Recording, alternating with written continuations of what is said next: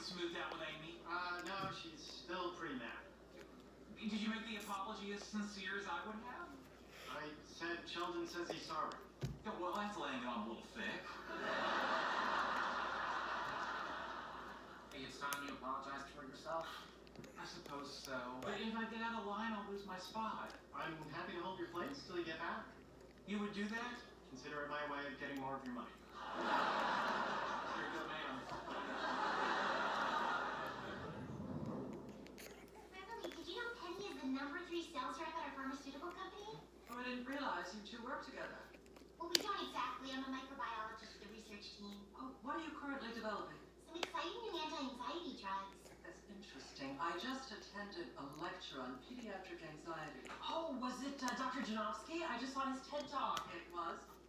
Well, let's get back to Penny. Penny, weren't you telling me something great about your company car? It has seat warmers.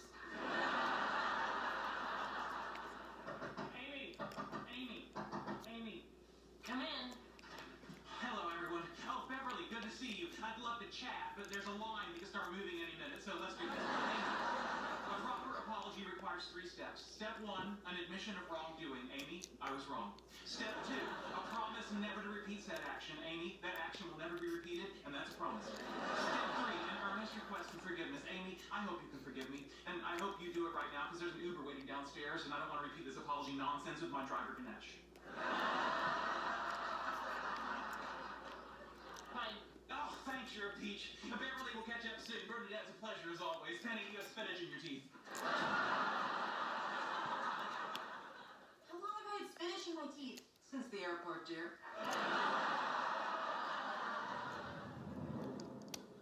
You look like you come with a kickstand. You don't make me feel bad. Maybe not. Leonard? So when the aliens brought you back, they just left the probe in? Oh, it went well. Yeah, I've learned that if you never say you're sorry, the times you do really puts them on their heels. Stuart, I relieve you of your line duties. Anyone else need anything before I go? I'll give you $1 if you make on a run. It's me. Fine. You look like Tigger if Tigger looked like a jackass. If you ever need a reference or anything, just let me know. Hey, guys. Did you see that? No, he just cut the line. He's just joining his friends. It's fine. No, it's not fine. It is a breach of line etiquette. We're near the front of the line. We'll get in either way. What if every person in front of us let someone cut? We still get in. Well, each of those people let someone cut. Still get in. Well, then each of those people let someone cut. We still get in, but first I'd hit you over the head with his stick chair. Excuse me. Please don't. I couldn't help but notice that you cut the line. Oh, I'm with my friends. It's cool. Well, no, it's not cool. If there were reserved seating, we all had tickets, that'd be fine. But this line is first come, first served. Not show up tardy and nevertheless be first served. Right here. No. You need to go to the back of the line. Who made you line monitor? Mrs. Wunsch in 4th grade. And my slogan was, a line that's straight is a line that's great.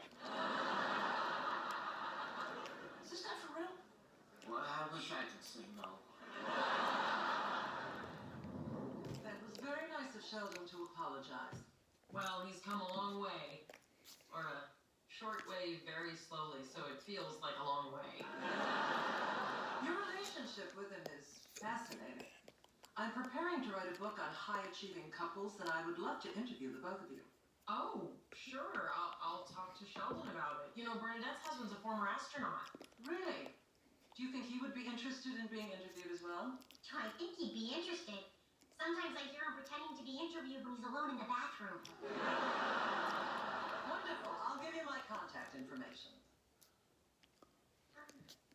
You should probably talk to Penny, too. About what? Okay, you know what? This is ridiculous. I've been trying to make a connection with you all day, and clearly I'm getting nowhere. Well, are you seeking a connection or just some form of validation? What I was seeking was some sort of friendship, but at this point I'll take you not insulting me to my face. Why are you intention was never to insult you. You've been doing it all day. Do you even know what an insult is? Well, it's not a clinical term, but one example would be you're marrying my son and not inviting me or even telling me the wedding was taking place. Okay, good example. What about Joss Whedon's work makes you think he'd be okay with rule breakers and line cutters? The Avengers are rule breakers. Being vengeful is in their job description. They work for S.H.I.E.L.D., which is a sanctioned department of the U.S. government. Now, do you work for a sanctioned department of the U.S. government? As a matter of fact, I do. At a little place called the DMV. He's got him there. The D even stands for department. Excuse me. Can I please see a show of hands? Who here takes issue with this person cutting the line? Told ya. Look, what a sad state of affairs. And that you've all been so ground down by life, you don't even notice when someone disrespects you. I can't believe we're gonna get beat up, and it's not because of your chair. Get up right now at the back of this line. There's a movie fan like you who's not going to get in because this person simply doesn't care. Well, 61 years ago, there was another person at the back of the line, and her name was Rosa Parks. Okay, you may have to pretend you're black to get us out of here. Let's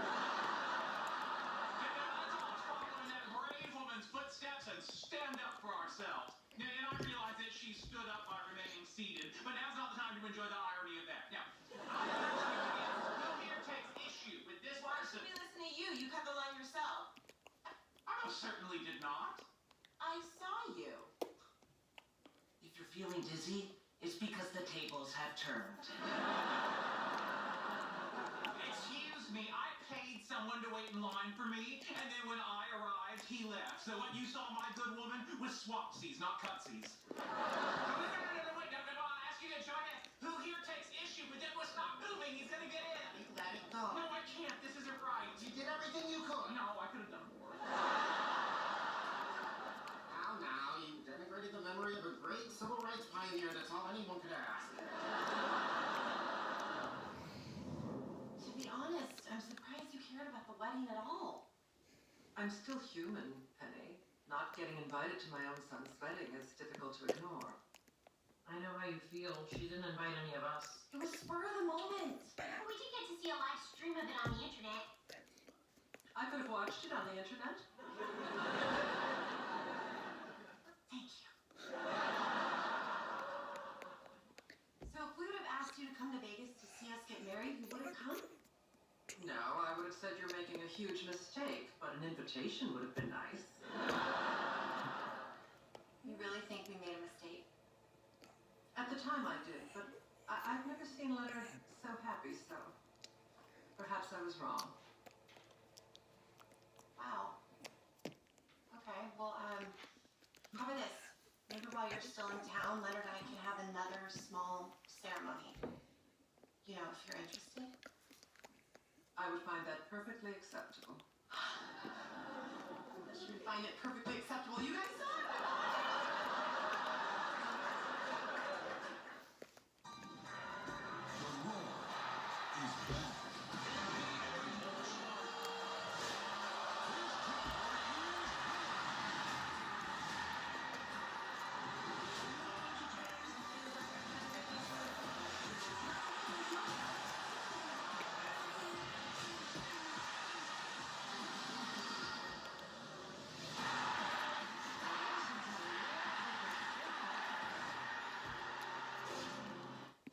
Checking customers and such, we'll have to do and say whatever the other guys tell us. Push the desk, flush to the elevator. As soon as that opens, be like, checking in. Hi, checking in. Last name, please. What was wrong with my seat? Here's the room key. Great. Hey, thank you so much. You can head right back to the room's downstairs. Yeah, thank you.